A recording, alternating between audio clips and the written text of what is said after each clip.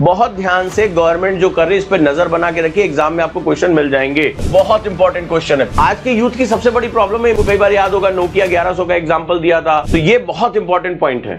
मौजूदा analogue FM प्रसारकों के लिए डिजिटल की ओर से जाने पर ट्राई का रुख क्या है? अनिवार्य माइग्रेशन तुरंत, स्वैच्छिक माइग्रेशन, साइमुलेशन अनुमति, माइग्रेशन निषिद्ध, केवल नए लाइसेंसधारी योग्य माने, पुराने लोग इसमें प्रवेश नहीं कर सकते। क्या होगा? द आंसर इज बी, स्वैच्छिक माइग्रेशन, अपने आप से आप जा सकते हो। देखो government ease of doing business, आप लोगों ने नाम सुना होगा, ease of doing business. Government हर चीज में, प्रधानमंत्री ने भी कुछ दिन पहले कहा कि हम ease of doing business Bharat में बढ़ा रहे हैं, हम रेगुलेशंस को कम करने की कोशिश कर रहे हैं ताकि आप स्वतः आगे जा सके। युवाओं के लिए एक बहुत बड़ी परियोजनाओं की शुरुआत उन्होंने की है इसी बात को लेकर। बहुत ध्यान से गवर्नमेंट जो कर रही है इस पर नजर बना के रखिए, एग्जाम में आपको क्वेश्चन मिल जाएंगे। जब तैयार हो तब डिजिटल की ओर बढ़ सकते हैं। कहते हैं when you are ready go for digital, यानी मार्केट को पूरी तरीके से गवर्नमेंट ओपन कर रही है कि आप हमारे इंफ्रास्ट्रक्चर का यूज करिए और भारत में आप किसी भी तरीके से युवाओं को प्रेरित कर रही है कि औद्योगिकों के लिए जाए, जिसके पास पैसे हो, जो डिजिटल रेडियोस की तरफ जा सकते हैं, खुद की तरफ वो जा सकते हैं। बिल्कुल ऐसे जैसे सोशल मीडिया तो ये रेडियो का सोशल मीडिया बन जाएगा, यानी यूथ के पास टैलेंट है वो इसमें अंदर प्रवेश कर सकते हैं। अभी तक इतने तामझाम थे कि कोई प्रवेश इसमें नहीं कर सकता था। नेक्स्ट वन, पीएम सेतु के अंतर्गत किस घटक पर विशेष बल है? बहुत इंपॉर्टेंट क्वेश्चन है। पीएम सेतु लिख लो इसको, इंपॉर्टेंट है ये। पीएम सेतु 1000 सरकारी आईटीआईज का अपग्रेडेशन, केवल निजी आईटीआई का डिजिटलीकरण, आईआईटीज में नई फैकल्टी भर्ती या स्किलिंग बजट समाप्ति। मोस्ट इंपॉर्टेंट मार्क कर लेना पीएम सेतु को, बहुत इंपॉर्टेंट है ये। हमेशा आरएफआर का एक रूल होता है, क्वेश्चन को 2 से 3 बार पढ़ो ध्यान से, ताकि दिमाग में बैठ जाए कि हमें इसके बारे में और जानना है। ठीक है, सिर्फ यही आंसर इंपॉर्टेंट नहीं है, इस पर आपको फोकस कम करना है, इन सभी पर फोकस करना है और यहां पर आपको बार बार पढ़ना है। Very good. तो नेक्स्ट है ए, 1000 सरकारी आईटीआई का अपग्रेडेशन। आईटीआई क्यों? आईटीआई से मैन्युफैक्चरिंग जॉब में जाना बहुत इंपॉर्टेंट। ये भी भारत की बड़ी विडंबना है कि आईटीआई जो इंस्टीट्यूशनल जो बनाया गया था, ट्रेनिंग इंस्टीट्यूट जो थे, इंडस्ट्रियल ट्रेनिंग इंस्टीट्यूट आईटीआई, तो आईटीआई का फुल फॉर्म होता है इंडस्ट्रियल ट्रेनिंग इंस्टीट्यूट, इसको बर्बाद कर दिया गया यार, और आप इंडस्ट्री बढ़ा ही नहीं पाओगे। आज आपको अपस्किलिंग चाहिए, आज आपको आईटीआईज को जो है वो लेकर आना है। इसमें आपको टायर 2 टायर 3 सिटीज में इन बच्चों को, युवाओं को जॉब मिलती है, इंडस्ट्री को बने बनाए लड़के मिल जाते हैं। ऐसा भारत में पिछले 35-40 सालों में खेल हुआ था ना कि आपको क्या बताएं एजुकेशन में।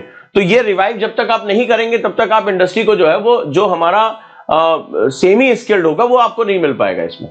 ठीक है, तो चलिए हमें करना पड़ेगा एनी हाउ। पीएम सेतु का फोकस 1000 आईटीआई का अपग्रेडेशन है, उद्योग उन्मुख इन्वेस्टमेंट। लेकिन भाई इंडस्ट्री को लोग चाहिए है ही नहीं, आप कहां से इंडस्ट्री बना पाओगे?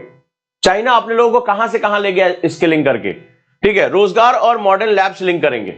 भाई आपको रोजगार उन्मुख करना, आईटीआई इसके लिए बेस्ट है, लेकिन ऐसा बर्बाद किया। आपके शहर में आईटीआई होगा, आप देखिएगा कहीं क्या हालत हो गई वहां की, क्या हालत हो गई है वहां की, आप जरा पता करके देखिएगा।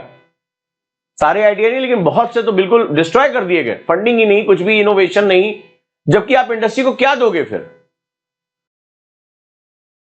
बिहार की पुनर्गठित मुख्यमंत्री निश्चय स्वयं सहायता भत्ता योजना के बारे में क्या सही है? एक छोटा सा क्वेश्चन है आपके लिए, स्टेट से रिलेटेड। बिहार की पुनर्गठित मुख्यमंत्री निश्चय स्वयं सहायता भत्ता योजना के बारे में क्या सही है? 500 रुपए प्रतिमाह 1 लाख स्नातक 1 वर्ष, 1000 प्रतिमाह 5 लाख स्नातक 2 वर्ष, 1500 रुपए प्रतिमाह 50,000 स्नातक 3 वर्ष, और 2000 रुपए प्रतिमाह 2 लाख स्नातक 1 वर्ष। कमान फास्ट, बहुत तेजी से सभी लोग जवाब दें इसका।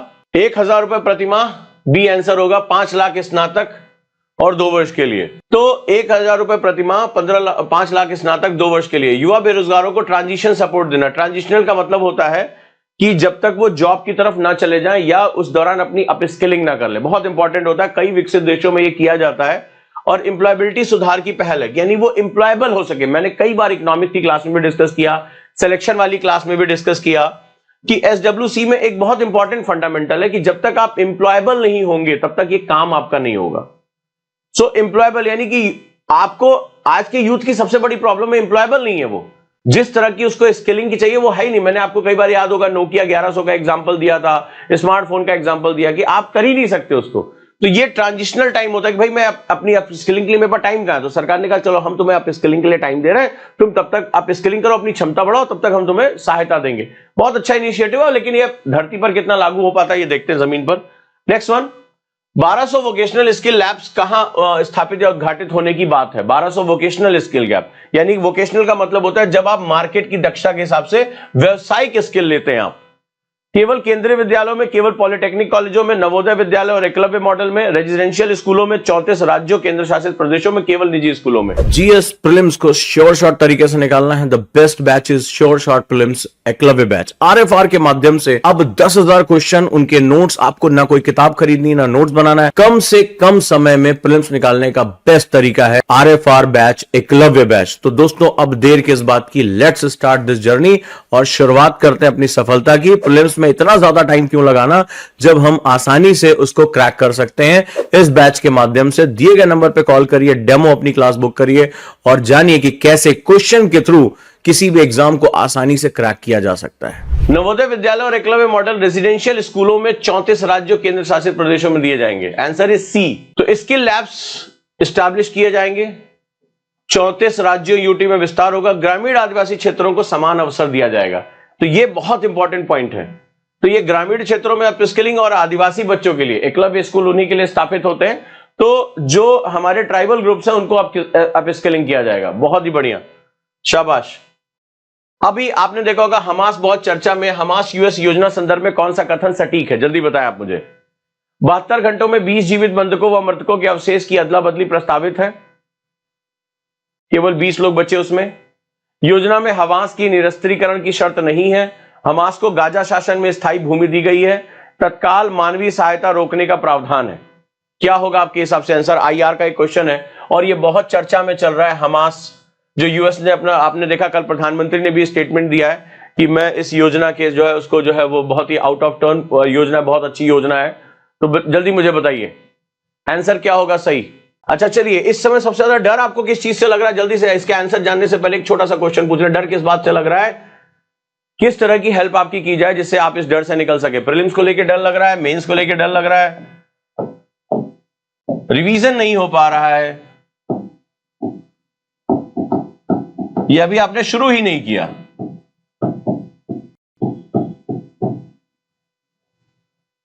क्या है आपका डर? ए, बी, सी या डी? Come on. तो आपको इस समय डर सबसे ज्यादा किस बात से लग रहा है एग्जाम को लेकर? जिनको 2026 देना है, 27 देना है, सी सैट, जीएस, प्रीलिम्स का, किस बात से डर लग रहा है? अगर आपको डर नहीं है तो आप मृत हैं। जीवित इंसान को डर हमेशा लगता है। ये सब हाइपोथेटिकल बातें, और डर जरूरी है।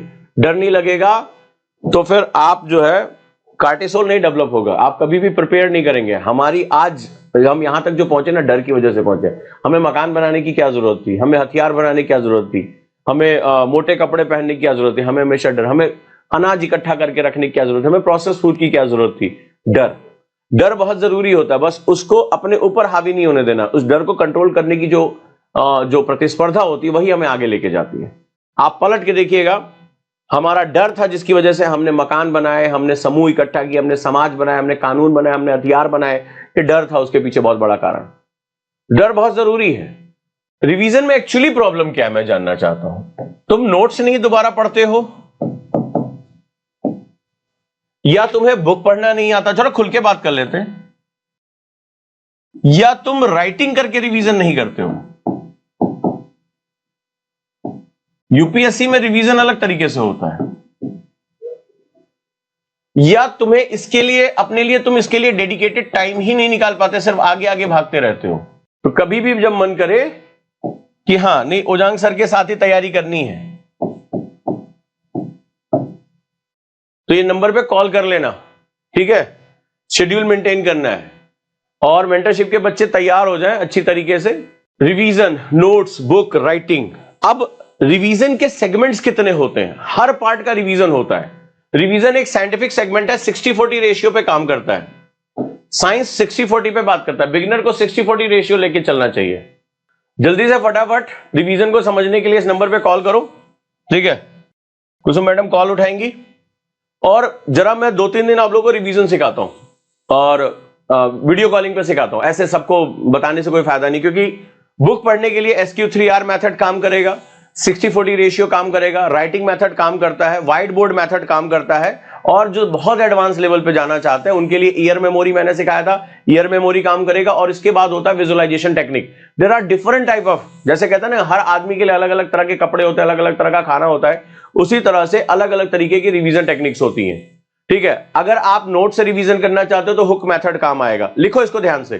ठीक है, पैक सिस्टम बोलते हैं उसको, पैक सिस्टम लिखो इसको, मैं आपको बताता जा रहा हूं बहुत ध्यान से। और जो लोग सीखना चाहते हैं इस नंबर पे पहले धड़ाधड़ कॉल करें, और जो मेंटरशिप के स्टूडेंट है गार्गी मैम को कॉल करें कि उजांग सर के साथ अब जरा सेट करो जो है वो मीटिंग। तो ये रिवीजन, अगर ये रिवीजन 90% लोगों की प्रॉब्लम आ रही तब तो मामला खत्म हो गया। और जो लोग अभी बाहरी हैं, जो लोग वाकई में जो यूपीएससी मेरे साथ तैयार करना चाहते, मुझे गुरु बनाकर शुरू करना चाहते हैं, मेरे मेथड समझते हैं, वो मेंटरशिप में घुसे, जैसे भी घुसना है घुसे। ठीक है, जैसे भी घुसना है, क्या पढ़ना है क्या नहीं पढ़ना है, खत्म हो गई बात। अब पर्सनली मैं बैठ रहा हूं, और पर्सनली भले चाहे ग्रुप भी बना दिया, सब कुछ हो गया, वो बैठना है मुझे, और दिल खोलकर अपनी बात कहा करो। पता नहीं वीडियो कॉन्फ्रेंसिंग पे तुम लोग एकदम चुप हो जाते हो, बाद में गार्गी मैम कहती है उजांग सर आपके सामने बच्चे डर गए, बोल ही नहीं रहे। रिवीजन अलग अलग तरह का होता है, ये नंबर नोट डाउन कर लिया। तो अभी आज पर्सनली सिखाऊंगा। सबसे पहले अगर आप नोट्स को रिवाइज कर रहे हो और आंसर राइटिंग में कन्वर्ट करना चाहते हैं, नोट्स को आंसर राइटिंग में कन्वर्ट करना चाहते हैं, तो इसके लिए मेथड होता है पैक सिस्टम। पैक सिस्टम होता है इसके लिए। अगर आप बुक्स को रिवाइज करना चाहते हैं, बुक्स पढ़ रहे हैं डायरेक्टली वहां से, तो इसके लिए होता है SQ3R, राइट।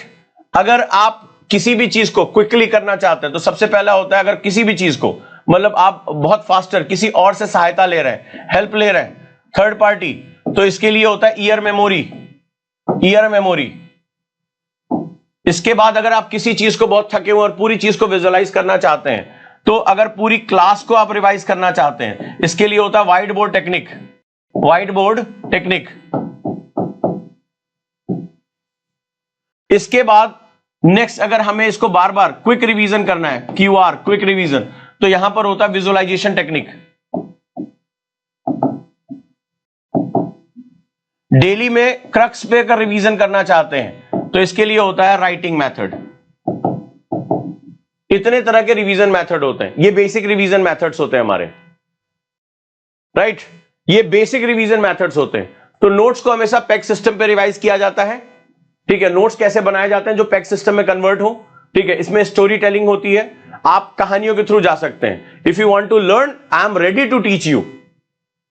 बताओ तो सर ये प्रॉब्लम है, सॉल्यूशन लाके देना मेरा काम है यार। आज ऐसे थोड़े ना मेंटरशिप के स्टूडेंट जो डॉक्टर कहते हैं, भाई हेल्थ प्रॉब्लम भी सॉल्व कर दिया है। And the next one is flash card method. अगर आप नौकरी पे जाते हैं, आप कॉलेज जाते हैं, आपके पास टाइम कम है, तो that is flash card method. Revision का एक और मेथड होता है flash card method.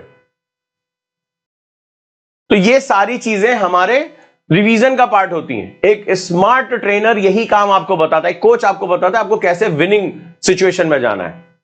So be the part of this. जो मेरे मेंटरशिप के स्टूडेंट हैं वो तैयार हो जाए ये सब सीखने के लिए। अगर रिवीजन आपका जो है मेजर कंसर्न है, I am ready to teach you. Are you ready to learn this or not? तो मैं आपको जो सिखाऊंगा आपको सीखना है। तो आज मैं भी अगर मैं सेशन लेता हूं या आगे भी सेशन लेता हूं, मैं आपको सिखा देता हूं, क्योंकि आंसर राइटिंग में भी आपको पैक सिस्टम की सबसे ज्यादा जरूरत पड़ने वाली है। तो पैक सिस्टम हम सीखेंगे, और पैक सिस्टम को सीखकर हम आंसर राइटिंग में अपने आप ऑटोमेटिकली, आप कहते हैं ना सर वो पॉइंट नहीं लिख पाते हैं, अब वो पॉइंट लिखना सीखेंगे आप। So we will ready for this. और जो लोग मेंटरशिप में जाना चाहते हैं, वाकई में यूपीएससी निकालना चाहते हैं, चाहे प्री हो मेंस हो, अरे बवाल हो यार, मुझे अपनी पर्सनालिटी बनानी है, तो ये मैं किताब केवल अपने लिए थोड़े ना पढ़ रहा हूं, ये जो मेरी रिसर्च चल रही है ये आपके लिए है। इसके बाद आप बीमार पड़ना कम हो जाओगे। जो आप बार बार कहते हो सर हेल्थ बहुत डाउन है, फलाना बहुत डाउन है, लगा हुआ हूं ना। जब मैं खुद उस चैलेंज को फेस कर रहा हूं, तो जब मैं स्ट्रेस पे, आप लोग तो बहुत ज्यादा स्ट्रेस हो रहा होगा, तो भाई एक कोच सॉल्यूशन लेकर आता है, हवाबाजी नहीं होता, अरे ये कर लो वो कर लो, ठीक है फलाना ऐसा हो जाएगा, नहीं, सॉल्यूशन, रियल रिसर्च। अब ये टोटल जो है ये 462 पेज की किताब है। इसको पूरा पढ़ना, इसको नोट डाउन करना, बार बार इसमें बीच बीच में नोट्स बनाना, और इसका जो समरी है, क्रक्स है, वो आपके सामने ले दूंगा। आप भी पढ़ना चाहो तो पढ़ सकते हो, आपके घर में ये किताब होनी चाहिए। बहुत प्यारी किताब, मुझे बहुत दिन बाद दो इंडियन राइटर्स ने लिखा। भारतीय जब अपना लिखते हैं तो उनका लिखने का तरीका अच्छा होता है, और दूसरा इनकी जो भारतीय परंपराओं पर जो रिसर्च है बहुत शानदार है। तो आपको भी मौका मिले तो सात्विक रिवॉल्यूशन इंटरनेशनल बेस्ट सेलर है, आपको ये बुक लेनी चाहिए। नहीं पढ़ पा रहे, मैं हूं ना बैठा हुआ, तो इसको आपके हिसाब से कस्टमाइज करके आपके करिकुलम में डाल दूंगा। So now let's ready for the revision. आज गुरुकुल के जो हमारे पर्सनल मेंटरशिप के स्टूडेंट है, गुरुकुल के स्टूडेंट है, आज सभी का मैं टाइम टेबल रिवाइज करने जा रहा हूं। टाइम टेबल रिवाइज करने जा रहा हूं, B ready for this, right, B ready for this, और अब तैयार हो जाइए। और जब तक तीन, इन्होंने भी, मैं हर बार वही कहता था, यहां पर भी इन्होंने यही एक बहुत महत्वपूर्ण बात कही है कि 3 तरह की हेल्थ होती है, इनकी किताब में भी बाकायदा दिया हुआ है कि 3 तरह की हेल्थ होती है, और इस 3 तरह की हेल्थ को हमें अपना ध्यान रखने के लिए 3 तरह की हेल्थ पे हमें बहुत ज्यादा ध्यान देने की जरूरत पड़ती है। एक आपकी फिजिकल हेल्थ, दूसरा आपका जो मेंटल हेल्थ, और तीसरा आपका स्पिरिचुअल हेल्थ। जब तक ये तीनों ठीक नहीं होंगे तब तक आप कभी भी पूरी तरीके से किसी भी लक्ष्य को नहीं पा सकते। So be ready for the revolutions, और तैयार हो जाइए, लग जाइए, इधर उधर भटकने की जरूरत नहीं है, सिंगल एक ही जगह सॉल्यूशन है। तो रिवीजन का आज से आप लोगों का सेटल करता हूं और एक एक करके इतने सारे मेथड्स आपको सिखाता हूं मेंटरशिप में, ठीक है। That is peg system, SQ3R, ear memory, white board technique, visualisation, writing and flash card method. तो RFR तो सबका माई बाप है, this is the best method for the RFR। ये जिनके पास है उनको तो कुछ भी सोचना ही नहीं है। लेकिन इसके ऊपर भी मैं पेक सिस्टम एस्टैब्लिश करके, स्ट्रिंग थ्योरी एस्टैब्लिश करके चीजों को आराम से और इजी कर सकता हूं। तो this is the best one. The answer is a. तो अभी आंसर जल्दी से मुझे फटाफट लास्ट में अपना स्कोर बताइए, तो कितना पहुंचे आज आप गलतियां काफी कर चुके हैं आज, स्कोर बताइए फटाफट।